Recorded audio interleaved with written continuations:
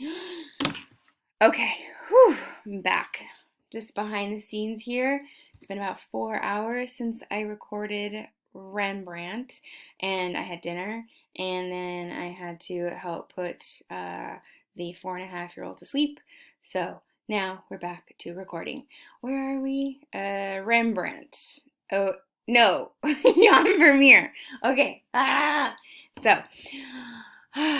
Jan Vermeer. Jan Vermeer lived in Delft in the Netherlands, and there are a lot of interesting things about Jan Vermeer. One of them being that he was less well known in his day than today. He's like uber famous now. Uh, there's only about 45 paintings that have survived, and only 36 of those are confirmed Jan Vermeers. We do know that he was a member of the Painters Guild in Delft, but we don't know who his teacher was. We don't know if he took any students or apprentices. We do know from city records in Delft that his job was not as a painter, but as an innkeeper and art dealer. He was married into a very wealthy Catholic family, and he had converted to Catholicism. So that makes him kind of an interesting outsider in the Netherlands, considering it was a Protestant country. He had a very short life. He died at the age of 43, and he left his wife with 11 children. I know, crazy. But the reason that Jan Vermeer is so popular nowadays is because what we do have of his work is extremely, I can't say it enough, extremely interesting in his use of light and of texture and his staging of his artworks. Here are two that are illustrate two elements of his work. So this one here, this is one of his most famous works of art. This is the girl with the pearl earring, and it's not in your textbook, so we're not going to talk about it in detail. Also, there's not much to say in terms of facts. We don't know who this young woman is. We don't know the premise behind this, if this was simply a study, if this was a commissioned portrait. What we have is a young woman wearing an elaborate fabric, expensive fabric wrapped around her head, and this would not have been a normal or traditional um, bonnet of the Netherlands. And then she's wearing this big, fat pearl earring. These types of pearls, they do exist, and they are super crazy expensive. So the fact that she's wearing this pearl brings into mind, who is she? Is this a study of light? Is this a study of texture? Is this a specific portrait? We don't know. It has caused a lot of speculation, to the point where there is a book called The Girl with the Pearl Earring. There's a movie called The Girl with the Pearl Earring starring Scarlett Johansson. It's pretty good. It's based on the book. I recommend you read the book and watch the movie. But she's so haunting, and the way that she looks out at the viewer, or more accurately, looks at the artist. Her lips open and wet. There's obviously some kind of seduction at play here. I don't know if it's true seduction or if it's been placed on this figure, but it's definitely enchanting.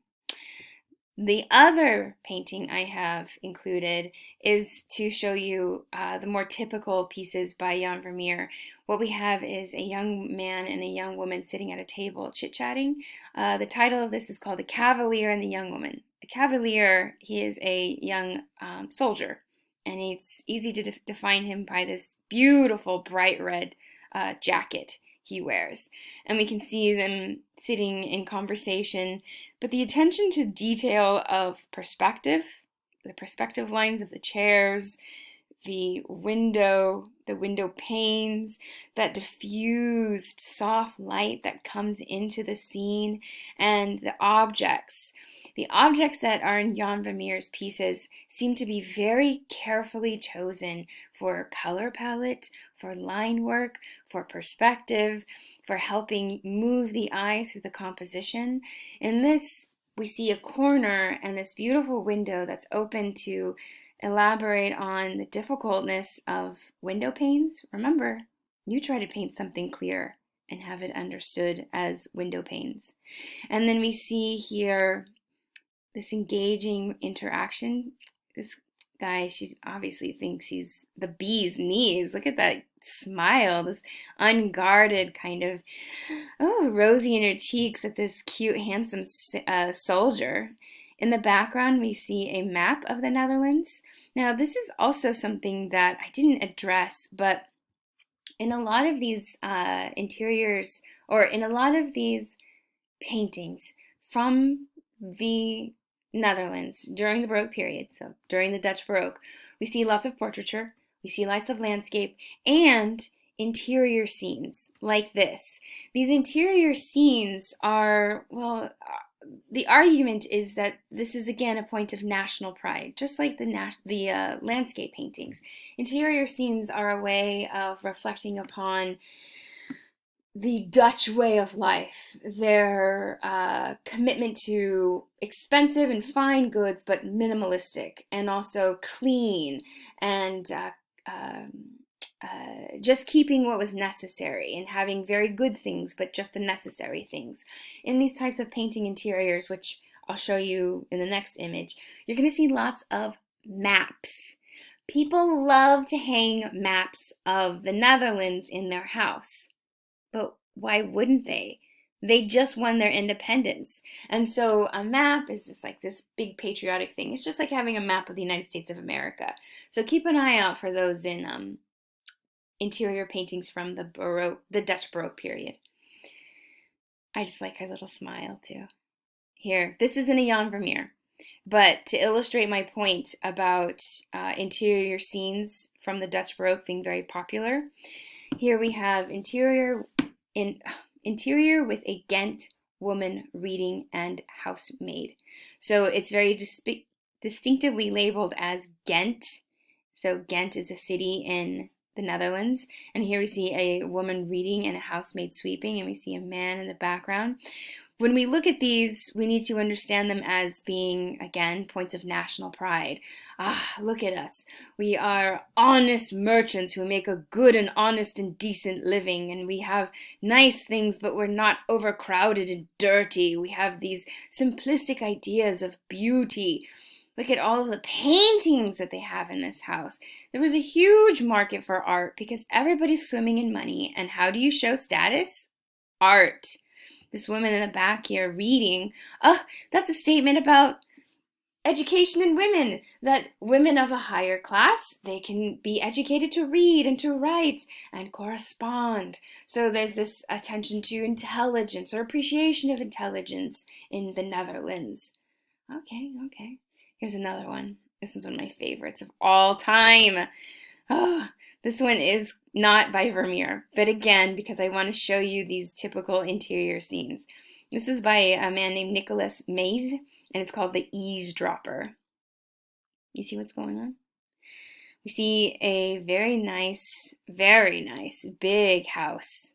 There's the front door, and we can look out into the city. And then here's our front entrance. You can drop off your clothes or jackets and swords. And then we go up here and it looks like there's a party going on. A toast! Now this young woman here, she stepped away with her drinking flute and she's come down the stairs to listen to, what's going on here, huh? What was this?